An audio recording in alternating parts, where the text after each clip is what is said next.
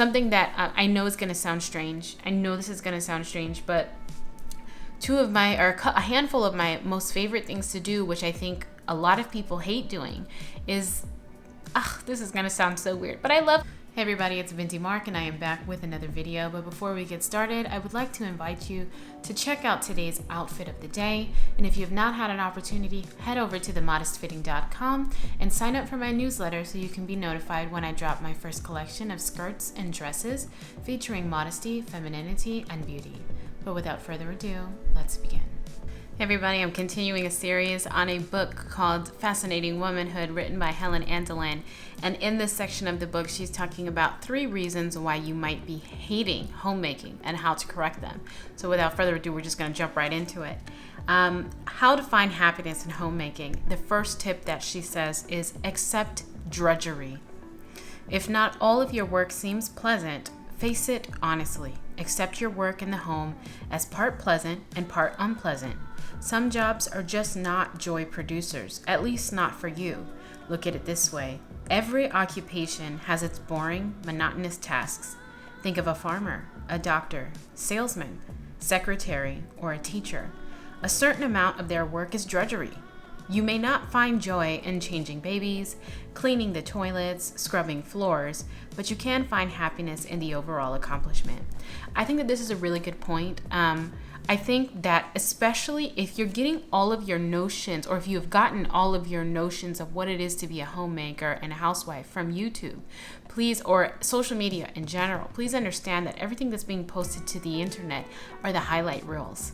Most of the time, people are not showing the toilet before they cleaned it, or they're not showing what it is to have to clean out like moldy and gross food out of the refrigerator and bleach the whole thing down. They're not showing those. There's some parts of homemaking that are awesome and even maybe glamorous and leisurely, like you have the opportunity to kind of just sit in a comfortable chair and read.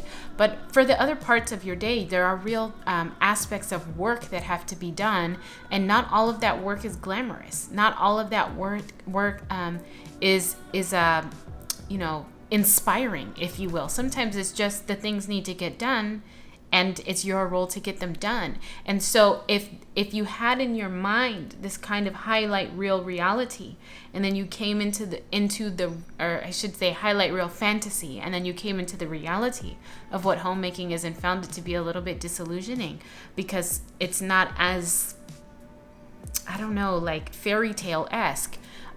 Just do exactly as she's saying, except that some portions of the role of the job are a little bit less than glamorous. There is an aspect of drudgery, but there is a sense of accomplishment that can be had after the drudgery has been completed. Something that I know is going to sound strange. I know this is going to sound strange, but a handful of my most favorite things to do, which I think a lot of people hate doing, is this is going to sound so weird, but I love cleaning our toilets. And I don't know if it's that I love cleaning a toilet or if it's that I love a clean toilet. Regardless of which exactly it is, I just understand that in order to have a toilet that's clean, and when you walk in and when I have guests over and they're comfortable, they're not worried about like, what's that on the toilet? What is that hair on the toilet? Like, no one's worried about that. I'm not worried about, my kids don't worry, my husband doesn't worry about that. We all enjoy having a clean bath facility inclusive of the toilet. And so while it sounds weird, I love cleaning the toilets because I love having a clean toilet.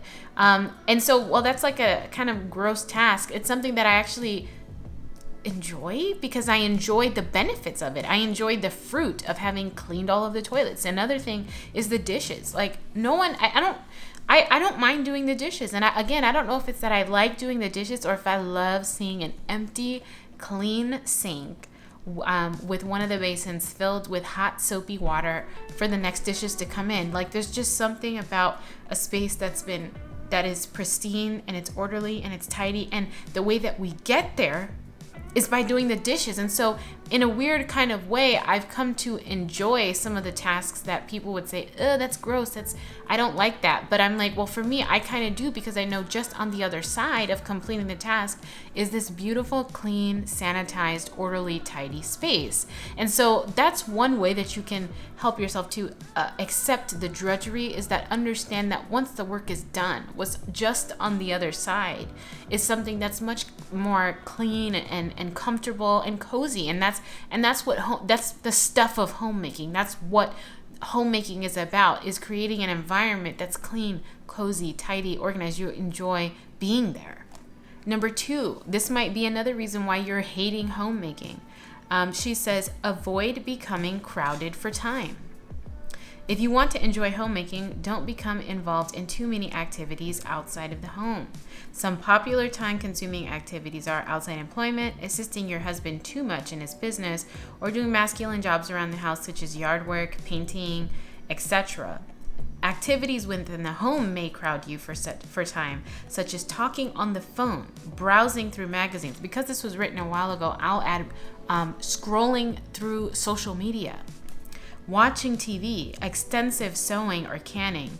These time robbers can cause you to be in a last-minute rush for the actually more important things. I think that this is really important.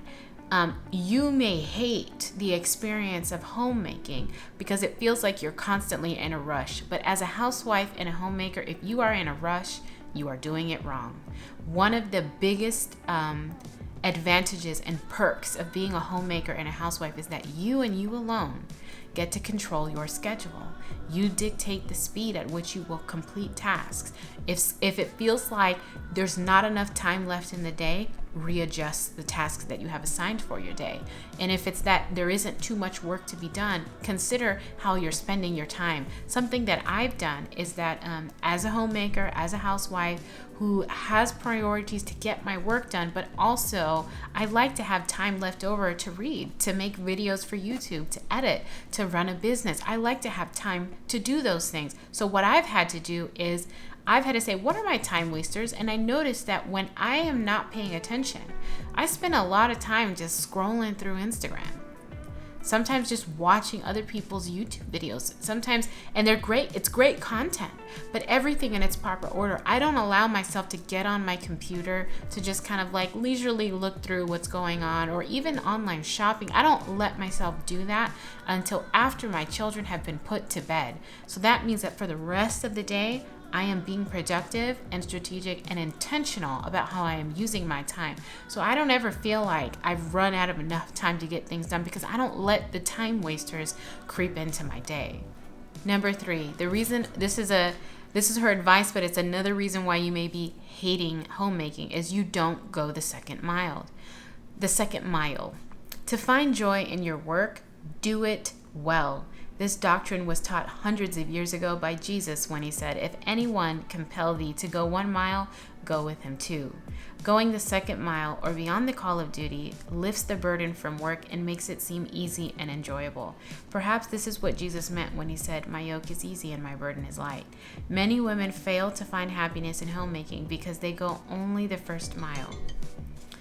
They give only the bare stint of requirement, just enough to get by. They feed and clothe the family and keep the house reasonably clean, but not an ounce more. Their meals are all quick and easy, and then they're off to an outside diversion. Women who give just enough to get by never enjoy homemaking. You have to go the second mile to enjoy anything. This is super true. And what I have found is that on surface level, it sounds like to say, I only have to go 1 mile, but you want me to go 2. That sounds like I'm signing myself up for yet more work. But in actuality, there's something strange that happens, is that when you do what's required, but then you go above and beyond, it stops feeling like work, and it starts feeling like a treat, and it starts feeling like a gift that you're giving to other people. I kind of went through this with my own thing. I started thinking about, let me just get dinner on the table. Let me just get something. But when I started feeling like, no, I want to actually create awesome meals. And then I started to explore the world of baking. And I was like, not only do I want a meal, but I want a nice dessert every now and then. I want a nice home-cooked dessert. While it was actually more work, it didn't feel like work. It didn't feel like work. And so I think there's also a verse that says, like, whatever you do, do it as unto the Lord. Like, do your work diligently. We see that in Proverbs 31, where the excellent or the exceptional wife, she is diligent with her work in her hands. Like, while on the surface, it feels like, wait, you want me to do more? That's going to take more. But in actuality, when you do more, you get more, you receive more. It's a strange thing to try to explain, and it's not something that you're going to get until you actually start doing it. But anyway, I wanted to keep this as a brief video. 3 reasons why you might be hating homemaking and how to fix them. Let me know in the comment section below, does any of this resonate with you? Have you had these issues in the past but overcome them? Leave those comments in the comment section below. Elaborate and let our other sisters, our homemakers and housewives know how you overcame it. But as always, thank you for tuning in, and I will see you next time.